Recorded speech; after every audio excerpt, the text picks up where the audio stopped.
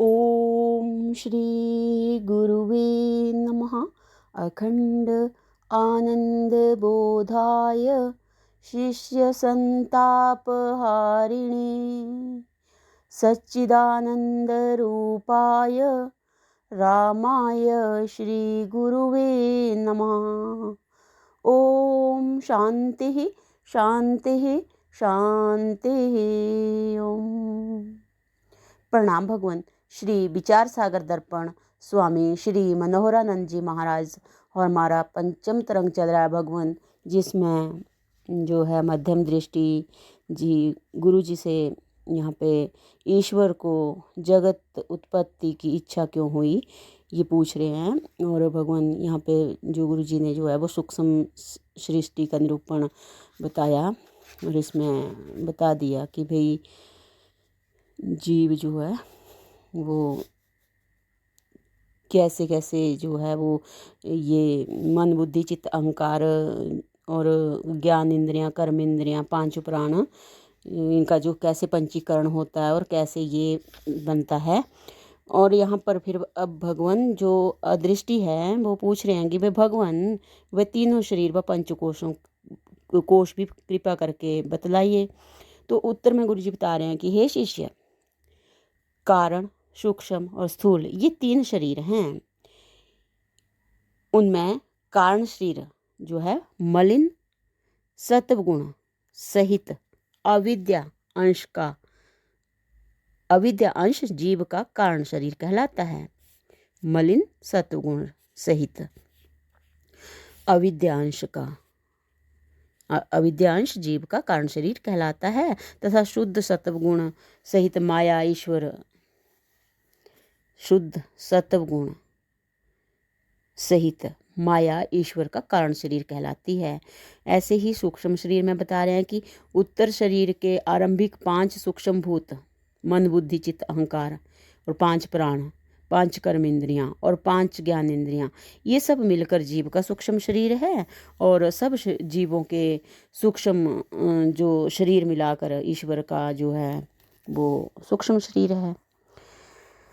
तो आगे बता रहे हैं कि ऐसे स्थूल शरीर ये हाड़ मांस आदि का बना हुआ पिंजरा भोगने का स्थान जीव का स्थूल शरीर है और सारा स्थूल ब्रह्मांड ईश्वर का स्थूल शरीर है, इनकी विराट।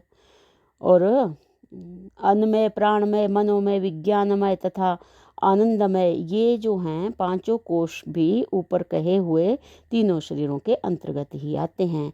यहाँ पे ऊपर जीव का और सूक्ष्म जो जीव का शरीर जीव का और ईश्वर का शरीर के बारे में दोनों के बारे में बता दिया कि विराट हिरण्यगर्भ और अव्याकृत।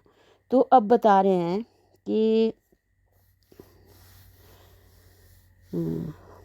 अन्नमय कोश स्थूल शरीर को ही अन्नमय कोश कहते हैं, क्योंकि यह माता पिता के खाए हुए अन्न से उत्पन्न हुए रज्जवीर्य से ही उत्पन्न होता है, अन्न पर ही रहता है और अंत में अन्न रूप पृथ्वी में ही मिल जाता है। प्राणमय मनोमय तथा विज्ञानमय ये तीनों कोश सूक्ष्म शरीर में हैं। जैसे अन्नमय कोश जो वो स्थूल शरीर है और जो प्राणमय मनोमय और विज्ञानमय ये तीनों कोश सूक्ष्म शरीर में हैं। जैसे प्राणमय कोश में आता है 5 प्राण 5 कर्म इंद्रियां को मिलाकर प्राणमय कोश कहते हैं। और मनोमय कोश है 5 ज्ञान इंद्रियों और मन को मिलाकर मनोमय कोश कहते हैं। और 5 ज्ञान इंद्रियां और बुद्धि को मिलाकर विज्ञानमय कोश कहते हैं। और आनंदमय कोश कारण शरीर को आनंदमय कोश कहते हैं। इस प्रकार ईश्वर के भी 5 कोश माने जाते हैं। जैसे संपूर्ण स्थूल सृष्टि रूप विराट जो ईश्वर का स्थूल शरीर है वही ईश्वर का अन्नमय कोश है।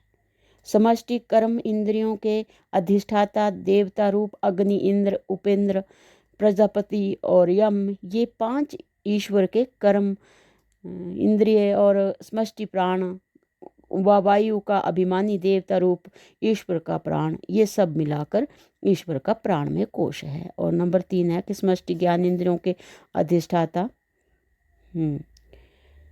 देवता रूप दिक्पाल, वायु, सूर्य, वरुण और अश्विनी कुमार, ये 5 ईश्वर की ज्ञान इंद्रियां और समष्टि मन रूप अहंकारमय अथवा सबके मन का अभिमानी चंद्रमा रूप ईश्वर का मन, ये सब मिलाकर ईश्वर का मनोमय कोश है।